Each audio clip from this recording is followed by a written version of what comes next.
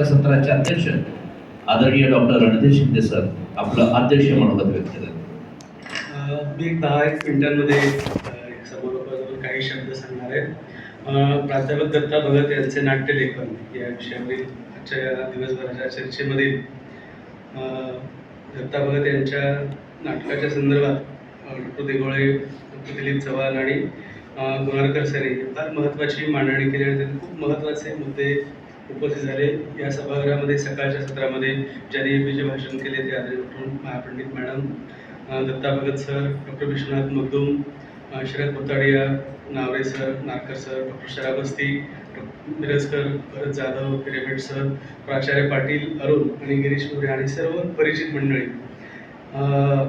वस्तुतः या संयोजनामध्ये स्वतंत्र निबंध मला त्या असं मी संयोजकांना सांगितलं होतं, परंतु त्यांनी ऐनवेळी मला अध्यक्ष म्हणून इथं बसवलं, कारण 5-1 मिनिटामध्ये काहीतरी बोलावल्यानंतर जेवणाची लगेच सुट्टी होणार आहे, त्यामुळे त्यांनी मला कदाचित अध्यक्षपदावरती बसवलं असेल.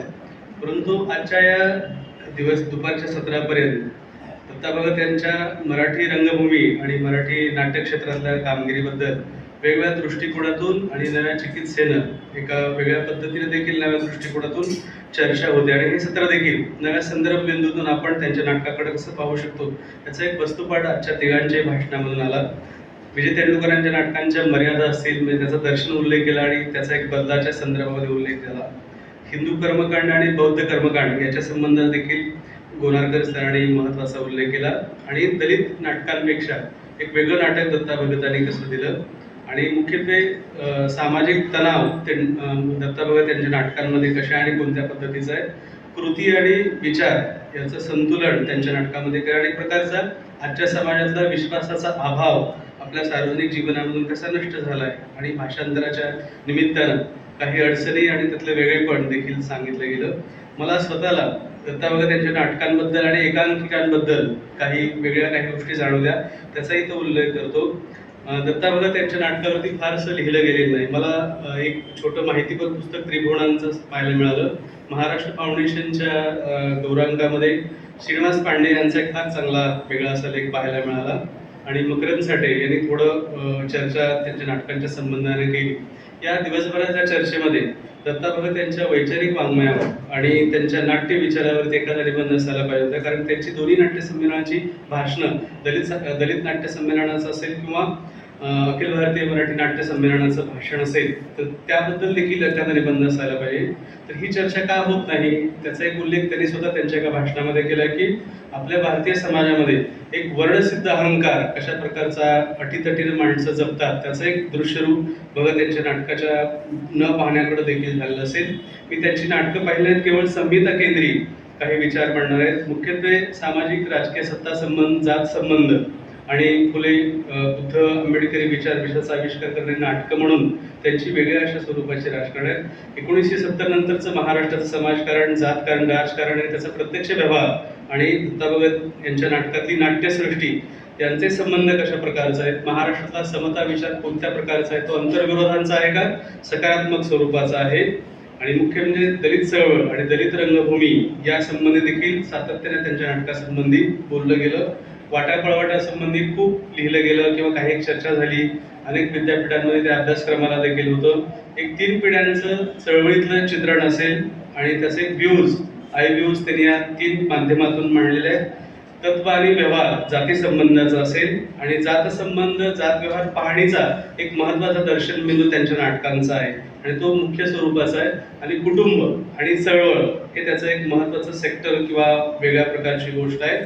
त्यातला अर्जुन वाटापळवाटला म्हणतो की हजारो वर्षांची साचलेली या समाजातली घाण धुवून काढायची तर 100 वर्षाचं आयुष्य देखील अपुरच पडेल असं तो अर्जुन म्हणतो. आणि एक क्रिटिकल अप्रोच देखील महाराष्ट्रातल्या ह्या आत्मसमूह टीकेकडे बघण्याची एक दृष्टी त्यांच्या नाटकांमध्ये, त्याचा उल्लेख आत्ताच्या देखील 2 निबंधांमध्ये झाला की आपण आता जाती उत्सवांकडं, जाती अस्मितांच्याकडं इतक्या टोकावरती आणि कडेलोटावरती गेलेलो आहोत की अनेक मिरवणुकांमध्ये, प्रदर्शनांमध्ये ज्या महापुरुषांच्या बद्दल आपण एक तीव्र अतिशय टोकाच्या स्वरूपाचे कृती आणि व्यवहारातला अंतर पडलेलं आहे. वाटापळवाटामध्ये गौतमांचा पुतळा बसवणं असेल किंवा धम्मपारायण असं पारायण म्हणणं, कोणती चिन्ह आपण स्वीकारतो असं देखील क्वेश्चनिंग आहे. किंवा ठिणगीमधला तो नायक म्हणतो की फुले आंबेडकर हे सभा समारंभातून वक्तृत्व सजवण्याचे अलंकार आहेत. या दृष्टिकोनातून या महापुरुषांच्याकडे पाहतो. असं एक चिकित्सक दृष्टिकोन त्यांच्या नाटकामध्ये आहे.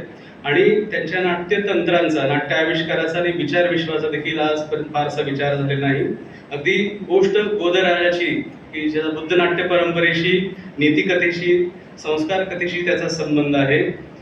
प्राणी आणि शेतकरी यांच्या हद्दी ठरवणं असेल किंवा अहिंसेचं तत्व सांगणं असेल, माणूस आणि प्राणी देखील सुखी राहायला पाहिजे अशा प्रकारचा भाग असेल. आणि त्याचा अश्मकचा उल्लेख झाला की पुराण कथांचा एक सेक्टर उभा करणं, त्याचं एक, आणि लोकरंगभूमीशी त्याचं नातं कोणत्या प्रकारचे आहेत, नव्या गोष्टी नव्या खेळांसाठी कशा आवश्यक आहे, लोकरंगभूमीचा कोणता ऐवज त्यांनी आपल्या नाट्यतंत्रामध्ये स्वीकारला, तो तमाशामधून कोणत्या प्रकारचा असेल, सोंगाड्या कोणत्या प्रकारचा आहे त्यांचा, सूत्रधार असेल, राजा असेल किंवा अन्य काही प्रधान असेल, सामाजिक जीवनाच्या वहनासाठी या नाट्यतंत्राचा वापर आधुनिक अर्थानं, प्रबोधनात्मक अर्थानं त्यांनी केला. आणि त्यांचा गण म्हणजे अण्णाभाऊ साठेंच्या किंवा महात्मा फुल्यांच्या नाट्य परंपरेशी नाते जुळणारी त्यांची नाट्य परंपरा आहे. जसं अण्णाभाऊनी गण लिहिला, तो देवदेवतांचा गण लिहिला नाही, ईश्वरांचा गण लिहिला नाही, धर्माचा गण लिहिला नाही किंवा अशुक माशुक असा गण लिहिला नाही, तर तो मायभू चरणाचा गण अण्णाभाऊने लिहिला. आणि दत्ताभक्तांच्या देखील एका नाटकामध्ये, खटला दंगल हातोडीचा मध्ये तो गण आहे, तो कशाचा आहे, दीन दलित जनाच्या बालका द्यावा आशीर्वाद नट गायका. आणि एक शब्द त्यांनी, हा सेक्युलर गण असा शब्द चांगला शब्द त्यांनीच वापरलाय. तर या अर्थानं दत्ताभक्तांची नाटकं ही सेक्युलर नाटकं, लोकशाहीवादी नाटकं, आणि त्यांनी नवा गण फुले आणि अण्णाभाऊ साठेंच्या परंपरेशी जोडणारा आणि त्या लोकरंगभूमीचा आधुनिक अर्थानं वापर करणारा, या मौखिक परंपरेतल्या तत्वांचं एक नवसंजीवनीकरण करणं, पुनरुज्जीवन नव्हे, आणि त्याचा प्रबोधनासाठी किंवा आधुनिक आशयासाठी करणं, त्या परंपरेचा धागा दत्ताभगत त्यांच्या नाटकामध्ये. दुसरं एक त्यांच्या नाटकामध्ये मला सतत वाटतं आलं की त्यांचे जे हिरो आहेत, नायक आहेत, त्याचा आणि इथल्या दलित पॅंथर चळवळ असेल, 70 नंतरच्या अत्यंत आक्रमक विध्वंसक अशा जातीय चळवळी असतील, आणि त्याचा संबंध आणि त्या नायकांचा हिरोशिपचा फार जवळचा संबंध आहे. एक अस्मिताप्राप्त नवी आयडेंटिटी लाभलेल्या तरुणांचा आहे हा दलित चळवळीचा आक्रोश आहे किंवा विद्रोह आहे, आणि जाती विषमतेविरुद्ध पेटून उठलेल्या तरुणांचा हा विद्रोह आहे. आणि हे नवे नायक त्यांच्या नाटकामध्ये भेटतात. महाराष्ट्रातल्या सामाजिक घुसळीचा, या तरुणांच्या आविष्काराचा फार जवळचा संबंध आहे. आणि हे आक्रमक म्हणजे चळवळीमध्ये जसे नेमस्त लोक आहेत तसे आक्रमक देखील आहे, घुसमटलेले आहेत, जातीबद्दलची चिरडलेले लोक, अशा प्रकारचे नायक त्यांच्या नाटकांमध्ये किंवा एकांकिकांमध्ये आहेत. अर्जुन असेल, आनंद असेल, सुधा, मनोहर, हे सगळे विद्रोही आणि संघर्षासाठी, नकारासाठी, त्यांचा संघर्ष परंपरेविरुद्धचा आहे, जातीय विषमतेच्या विरुद्धचा आहे.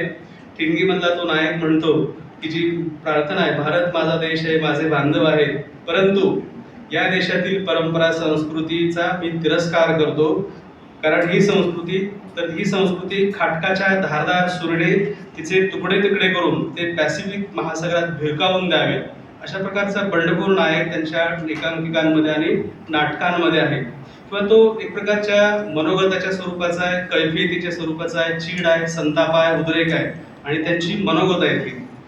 वेदनेला मार्ग मोकळा करून द्यायचा असा सुद्धा म्हणतो, कारण माझं गाढवपणाचं हे कृत्य उद्या एखादी ठिणगी जरी म्हणली तरी त्याच्यामध्ये मला श्रेयस आहे. तर ही ठिणगी नाट्य रूपांतरामध्ये किंवा नाट्यकृतीमध्ये मांडण्याचा आणि त्या काळातल्या तरुणांचा विद्रोह मांडण्याचा एक ज्वालाग्रही स्वरूपाचा एक उद्रेक भगत यांच्या नाटकामध्ये आहे, ज्याचं नातं त्या काळातल्या नामदेव ढसाळांच्या कवितेतल्या वीर नायकांशी देखील सांगता येऊ शकते की रक्तात पेटलेल्या अगणित सूर्यानो या शहराला आग लावीत चला, किंवा स्वातंत्र्य हे कुणा गाढवीचं नाव आहे, असे क्वेश्चनिंगचं, संशयाचं, चिकित्साचा एक सामाजिक पदर दत्ता भगत यांच्या नाटकाला आहे. आणि आणखी एक मला फार महत्वाचा भाग त्यांच्या नाटकाच्या संदर्भातनं मला जाणवला, तो म्हणजे त्यांच्या नाटकामध्ये न्यायालय हा एक महत्वाचा दर्शन बिंदू आहे. कोर्ट थिएटर म्हणून, कोर्ट रंगभूमी म्हणून दत्ता भक्तांच्या नाटकाला एक फार महत्वाचं स्थान आहे. विजय तेंडुलकरांच्या शांतीचं कोर्ट असेल किंवा काही, परंतु मराठी साहित्यामध्ये, मराठी लेखनामध्ये, नाटकामध्ये कोर्ट सतत येत राहणं, कोर्टाचा अवकाश येत राहणं, तो प्राचीन असेल, राजदरबारात असेल, परंतु न्यायाची मागणी करणं, हक्काची मागणी करणं, अधिकाराची मागणी करणं, संविधानातल्या तत्वांची मागणी करणं, यासाठी कोर्टाचा अवकाश त्यांच्या अनेक नाटकांमध्ये पुन्हा पुन्हा आलाय, आणि तो त्यांच्या नाटकावरती प्रभाव आणि परिणाम करणारा घटक आहे. कायदा आणि व्यवस्था ही बिघडलेली आहे, त्या न्यायाच्या हक्कासाठी सतत व्यवस्थेला प्रश्नांकित करणं, क्वेश्चनिंग करणं, प्रश्न विचारणं, न्याय मागणं, हे त्यांच्या सगळ्या अनेक नाटकांना दिसतं. अवर्तमध्ये मंदिर प्रवेशाचा आणि देव वाटतो म्हणून चर्चा आहे. त्यातलं एक पात्र म्हणते की न्यायनिवाडा करण्याचा अधिकार तुम्हाला कोणी दिला, गावगाड्यातले सत्ता संबंध, न्याय व्यवस्था, अधिकार आणि माणुसकीच्या हक्कासाठी लढणाऱ्या या तत्वासाठी कोर्टाचा एक सेक्टर सतत त्यांच्या नाटकामध्ये आहे. तो मनोहर देखील म्हणतो की मी आज बोलणार आहे, मी उभा आहे मंदिर प्रवेशासाठी, मी गुन्हा केला आहे. तर एक प्रकारची जबाबदारी स्वीकारणं, त्याचं दायित्व स्वीकारणं आणि माणुसकी आणि समतेसाठी लढा देत राहणं आणि त्याचा हक्क मागत राहणं यासाठी कोर्ट त्यांच्या नाटकांमध्ये सातत्यानं मोठ्या प्रमाणामध्ये येत राहतं. आणि कोर्टामध्ये ड्रामा, आपण हा खेळ असतो, दोन आरोपी, वकील, प्रश्नोत्तरे, सवाल जबाब आणि त्यातला जो एक खेळ आहे पिंजऱ्यातला खेळ, तो प्रश्नोत्तरांचा खेळ आहे. लेखक कसं वापरतो, बाबा कदमांच्या कादंबऱ्यांमध्ये देखील खूप मोठ्या प्रमाणात कोर्टाचा अवकाश आहे, परंतु त्याने तो कशासाठी केलेला आहे, एक सरकारी वकील म्हणून. ते कोल्हापूरला होते, जयसिंगपूरला होते, बार्शीला होते. तर रंजक आणि पॉप्युलर गोष्टींसाठी त्यांनी त्या गोष्टींचा मसाला म्हणून कोर्टाच्या एव्हिडन्सचा वापर केलेला आहे. दत्ताभक्तांच्या नाटकामध्ये सामाजिक परिवर्तनासाठी, विषमतेच्या विरुद्ध आणि समतेच्या न्यायासाठी या कोर्ट याचा फार चांगल्या पद्धतीने वापर केलेला असतो. अगदी नामांतर लढाई ठिणगी जी की त्यांची एकांकिका आहे, ती डॉक्टर बाबासाहेब आंबेडकर मराठवाडा विद्यापीठाच्या नामांतराच्या आंदोलनामध्ये दलितांच्या ज्या झोपड्या जाळल्या गेल्या, दंगली झाल्या, त्याच्यावरती हे नाटक आहे. आणि तो जो न्यायाधीश आहे, न्यायाधीशाचं नाव सुद्धा काय पहा की पेशवे असं न्यायाधीशाचं नाव आहे. आणि ते आरोपींची निर्दोष मुक्तता करतात. तर तो नायक म्हणतो की पैसा खाऊन खोटा न्याय दिलेला असावा. आज न्याय व्यवस्था किती क्वेश्चनिंग झालेली आहे. गोविंद पानसरेने एक लेख लिहिला होता, न्यायाधीशाचा न्याय कोणी करावा. तर हे किती इंटरेस्टिंग शीर्षक आहे की न्यायाधीशाचा न्याय कोणी करावा. तर त्याच्याबद्दल कोणी बोललं की त्यांच्याबद्दल काहीतरी गोष्टी होण्याच्या शक्यता असतात.